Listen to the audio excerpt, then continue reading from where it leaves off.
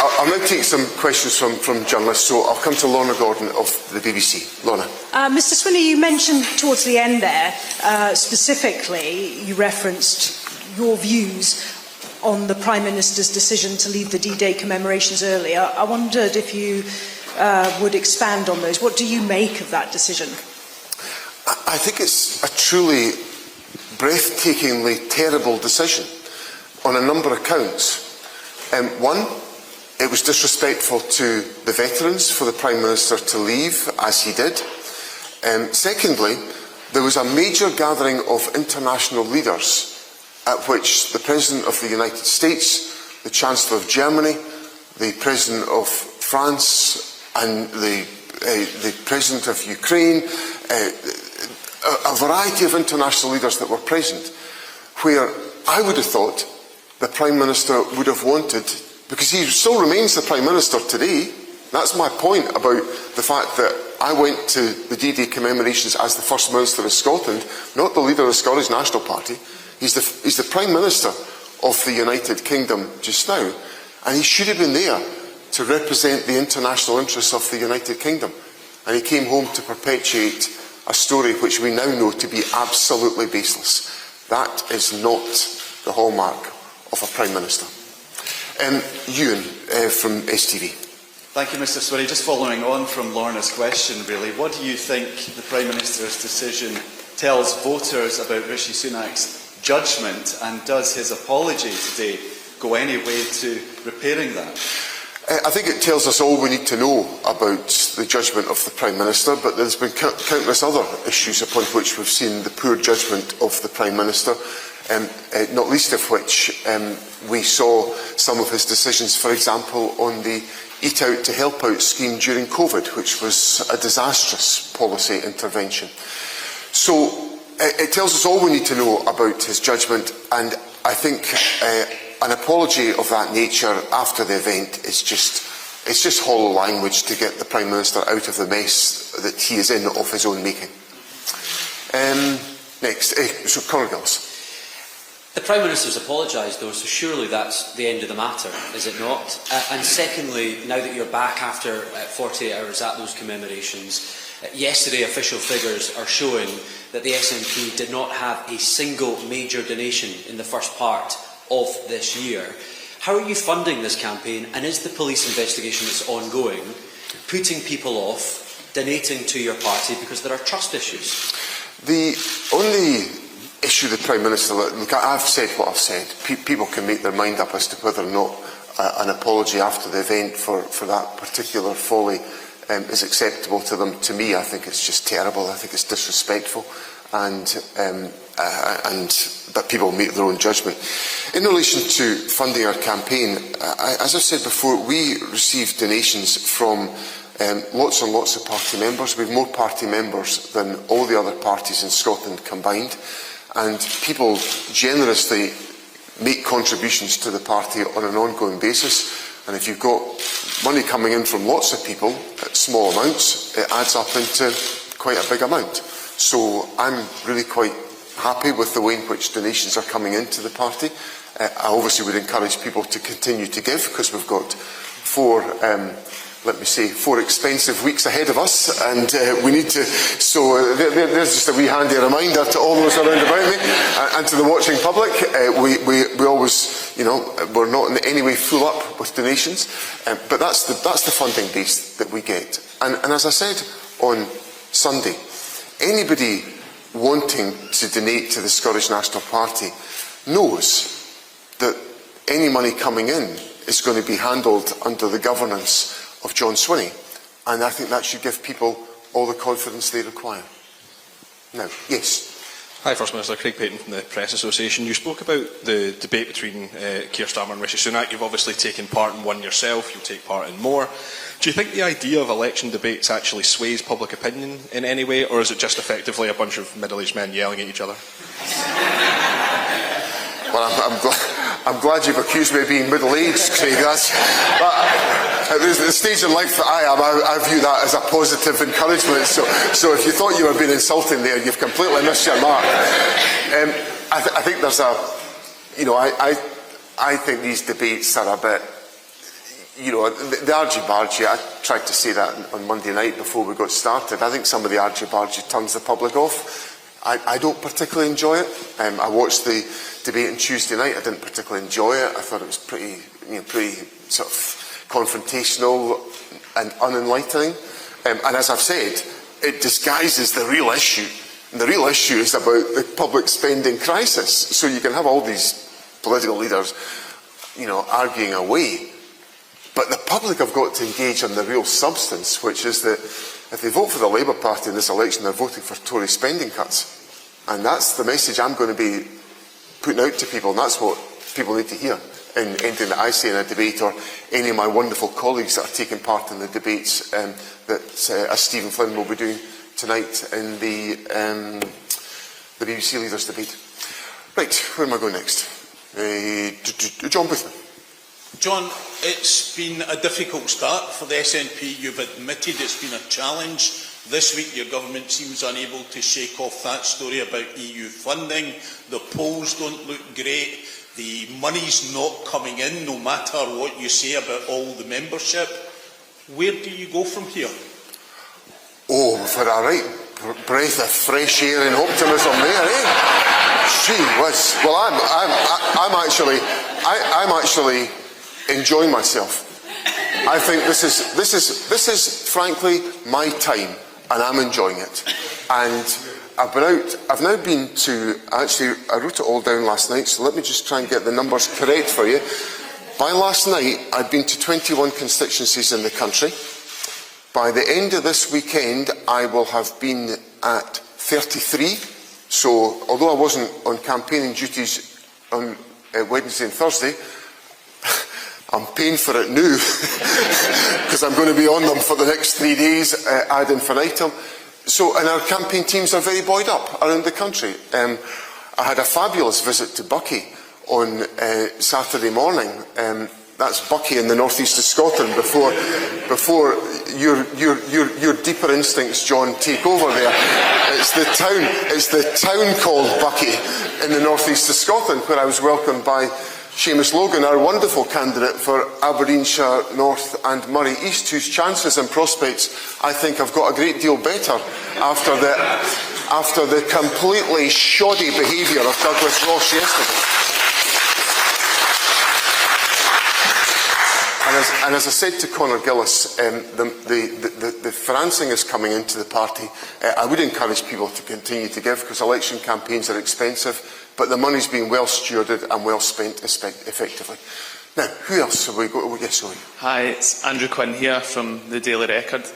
Nearly 100,000 NHS operations in Scotland have taken place in private hospitals since the SNP came to power in 2007. So how can you accuse Labour of privatising the NHS when you've already done it? Well, we've not. That's what we're doing there, is trying to use additional capacity to reduce waiting times where that is a possible and practical option. But, well, I'll tell you why.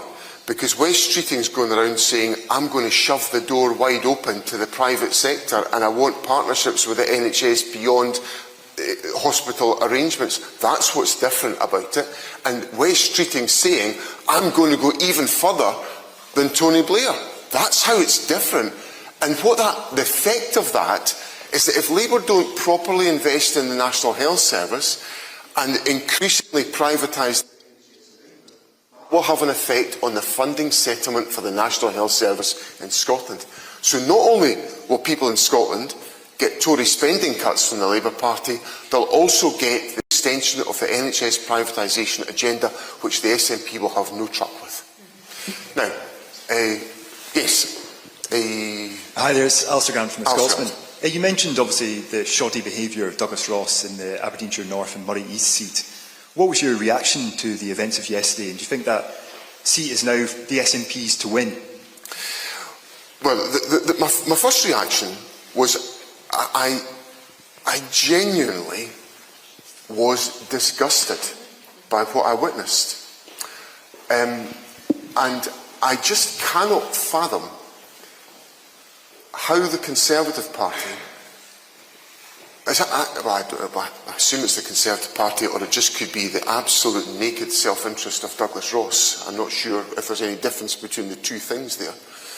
But what has happened there is the most despicable way to treat somebody who's facing illness. Absolutely despicable way to treat somebody facing illness.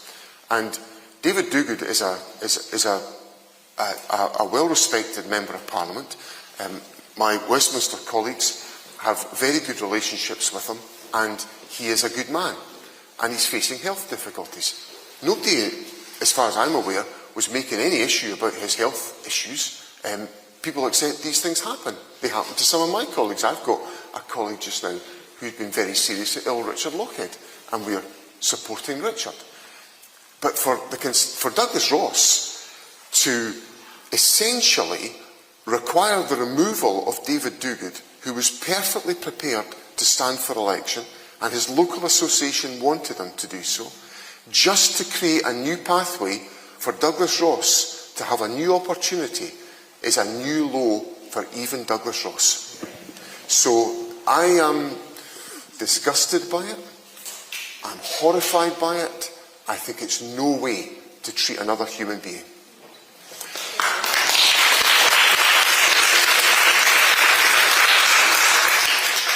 Conor Matchett. Hi, John. It's Conor Matchett from the Scottish Sun.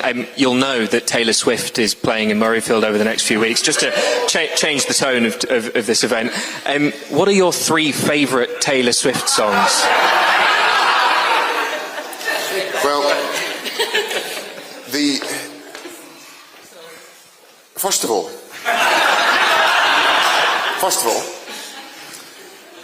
I really welcome Taylor Swift's journey to Scotland, and the fact that her tour is starting off in Scotland. I think that's a massive, exciting opportunity. The fact that the most beautiful place on the planet, Loch Tay, has been renamed Loch Tay, creates a new bond between me and the Swifties. As I represent Loch Tay, so I'm delighted that, or Loch Tay, as I'm being corrected, Loch Tay. So that's absolutely fantastic, and I do feel that bond with the Swifties really strongly. And my very favourite Taylor Swift song is, and you'll appreciate this, is You've Got to Calm Down. Right, where are we going next? Andrew. Thanks, John. Andrew Lemon from the Herald. Polling out today from True North, who, by the way, donated some money to Labour, even though they're both SNP staffers, or former SNP staffers. But True North is saying that 51% of Scots will back or are supportive of GB Energy and believe GB Energy will lower energy bills. Keen to get your thoughts on that. Well, I think that's one of these classic examples where I think the more people find out about an idea, the less they'll be impressed by it. So, Keir Starmer made it clear, and of course Anna Sawar is not making it clear, that GB Energy is not going to be in any way a generating or producing company. So that's not going to give it the influence to reduce energy bills. So that's fundamental. So the more people find out about that, the more they'll realise that the GB Energy proposal is just another investment vehicle. Well, we've had an investment vehicle for years. It's called the Scottish National Investment Bank, which is helping the development of renewables. I was up in Ardazir. Mary McCallum was up in Nig, demonstrating the investment of the Scottish National Investment Bank already in renewables. This long before GB Energy comes along. We're at the races already, making that investment, supporting renewables jobs and building up the opportunities within the Scottish economy. So I think the more people find out about GB Energy, they will realise just how timid it is and how limited it is. And it certainly will not have the effect that the Labour Party is proposing. Justin. Thanks, First Minister. I want to get your thoughts. Obviously, you're going to the game in Germany next Friday. So, given the state of current polling, what do you think is more likely? That the SNP will win a majority of Scottish seats, or that Scotland will beat Germany next Friday? I think both are a certainty.